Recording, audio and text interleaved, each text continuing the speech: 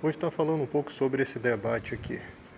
Nesse debate, o professor Sabino, baseado na era patriarcal, ele quis dar a entender que a eleição ali de Jacó no lugar de Esaú, seria uma predestinação de Deus, e a partir daí ele acreditar nos dizendo que Deus predetermina tudo, todas as coisas. Depois ele usa o exemplo de Faraó, quando Deus diz que o levantou, para mostrar o poder dele em Faraó.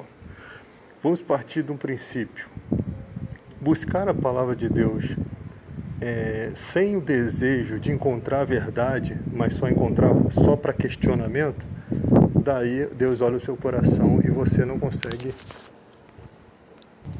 obter os esclarecimentos dentro do seu coração, através do Espírito Santo. Você não consegue ter a capacidade de acreditar, porque é isso que significa quando o texto diz que a letra mata.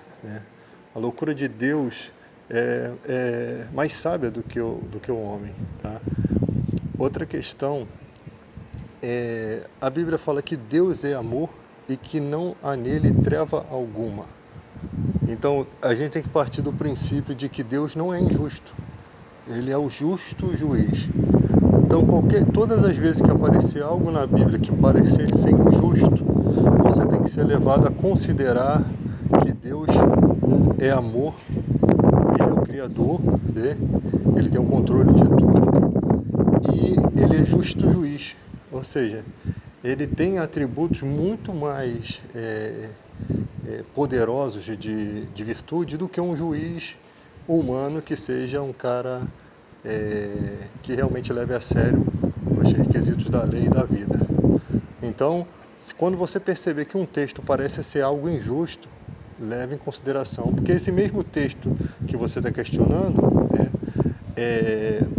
por esse mesmo texto você está questionando o Criador, você está questionando as ações de um Criador.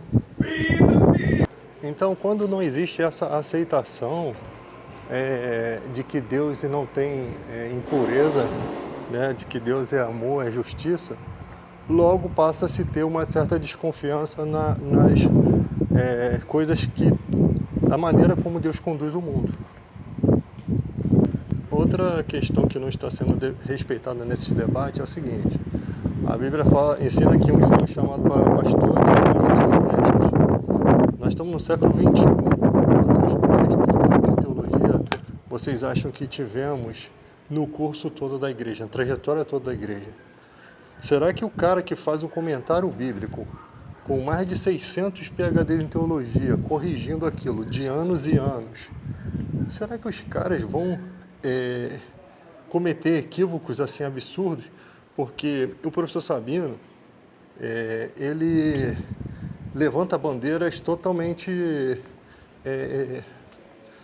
ligadas às bases, os fundamentos da igreja, ou seja, ressurreição, não aceita a ressurreição, não aceita um monte de coisas que são critérios básicos e fundamentais da Bíblia. São coisas que já foram debatidas muitas vezes, coisas que já são aceitas pela igreja, e esses fundamentos todos debatidos, eles já até hoje igrejas se desenvolvem, pessoas vivem no Espírito Santo, Você vê que o conhecimento ele é de Deus, porque senão ele não transformaria vidas, senão ele não modificaria vidas. Tá? Então o cara vem do nada no século XXI e tenta debater fundamentos já colocados, já estudados. Para mim é um desejo de achar que sabe mais do que os teólogos já postos para aquela missão. Não me parece que ele tem um estudo voltado a descobrir a verdade, e sim um estudo voltado a confronto, somente isso. Ele não está empenhado na verdade, em descobrir a verdade e mostrar aqui, gente, vocês estão sendo enganados por conta disso, disso e disso. E por isso, essa tolice do coração faz com que o cara não consiga enxergar coisas básicas. Não pode haver predestinação de todas as pessoas. Por exemplo, dos patriarcas, Davi foi predestinado a ser rei de Israel? Sim. Mas não podemos dizer que todas as pessoas são predestinadas. Agora, se Deus poderia, quando Davi peca na questão de Batseba, Deus poderia mudar a questão, porque ele pode, ele é soberano, ele pode predestinar alguém para uma certa função, aquela pessoa não se recusar a cumprir a função ou cair para o caminho errado e Deus oferecer o arrependimento ou não, né? Ele pode modificar tudo, ele pode fazer do jeito dele, né? Então a interferência de Deus na história, como é que o vaso vai dizer alguma coisa para o seu olheiro, né? Isso está bem explícito na Bíblia, tá?